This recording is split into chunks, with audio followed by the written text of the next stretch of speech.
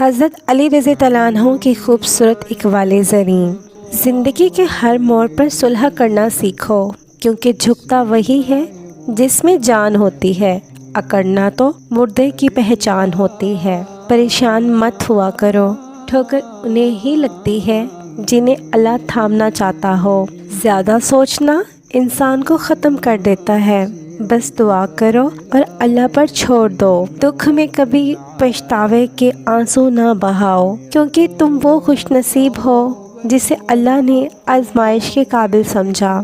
فجر کے وقت اگر آنکھ کھلیں تو سمجھ جاؤ کہ اللہ تم سے راضی ہے۔ خوبصورتی ایک نعمت ہے، لیکن سب سے خوبصورت آپ کی زبان ہے۔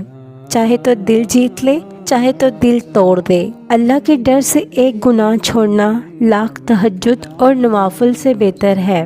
گناہ کے دوران موت نہ آنا اور گناہ کے بعد توبہ کی مہلت ملنا اللہ پاک کا بہت بڑا احسان ہے۔ انسانیت بہت بڑا خزانہ ہے، اسے لباس میں نہیں انسان میں تلاش کرو۔ تمام رشتوں میں سب سے کمزور رشتہ تمہارے جسم اور روح کا ہے، نہ جانے کس وقت اور کہاں ٹوٹ جائے۔ جب تم ناممکن حالات میں بھی اللہ کا ڈر نہیں چھوڑتے، تب وہ تمہیں اپنے معجزات سے نوازتا ہے۔ اگر خوش رہنا چاہتے ہو تو زندگی میں کبھی کسی سے امید نہ رکھو اور نہ ہی کسی سے شکوہ کرو۔ دوستی کا بھرم صرف وہ لوگ رکھ سکتے ہیں جن کے وجود میں سمندر جتنا دل ہو۔